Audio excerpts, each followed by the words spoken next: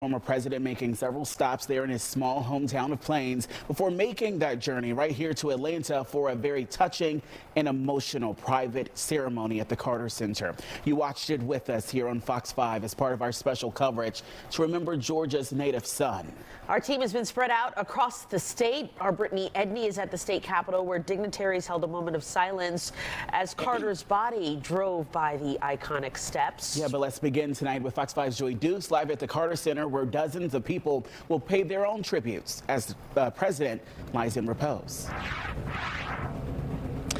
Yeah, Eric, that is correct. You said it there perfectly. A solemn day here in the state of Georgia as we prepare to say a goodbye to our beloved former president, Jimmy Carter. We are live here outside of the Carter Center where just about an hour or so ago, loved ones and former and current members of the Carter Center staff gathered for a beautifully moving and intimate ceremony, a funeral service remembering his life. Now, during that service, we heard remarks from former President Carter's son, Chip Carter, as well as his grandson. His son talked about what it was like to have a father who was both the commander-in-chief but also a regular dad when he got home, and certainly a parent who was caring, compassionate, but also concerned about his education. We also heard from his grandson, Jason Carter, who will now represent the Carter family on the board. He talked about his grandfather's legacy, saying his spirit lives on within the walls of the center that was built in 1982. He also thanked its staff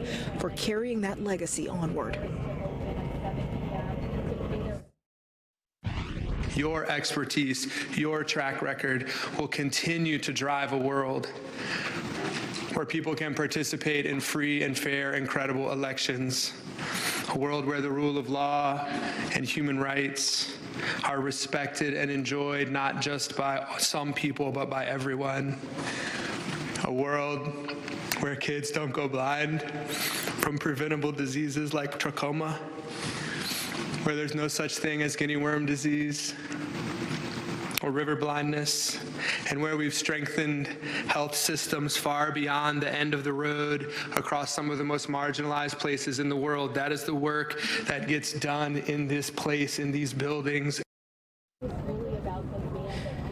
And just a beautiful service it was. You heard just a snippet there of many of the speakers really sharing a sense of gratitude, not only for the sacrifice of the former president, but also for the hospice care staff that helped him along in his final day. Now, the former president will lie in repose over the next few days until Tuesday, early morning hours there on January 7th.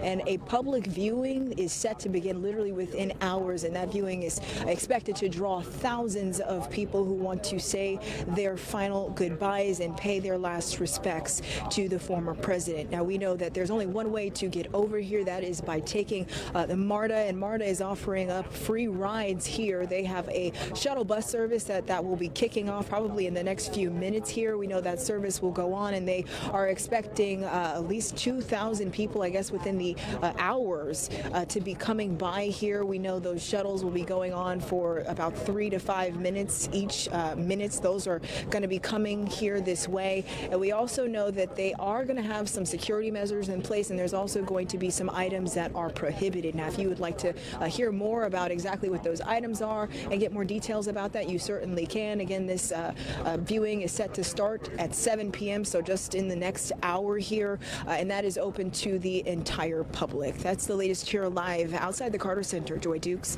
Fox 5 News. Certainly important for Jimmy Carter to this be the place where his body lies in repose. The Carter Center is so significant to that family. All right, Joy, thanks so much. And as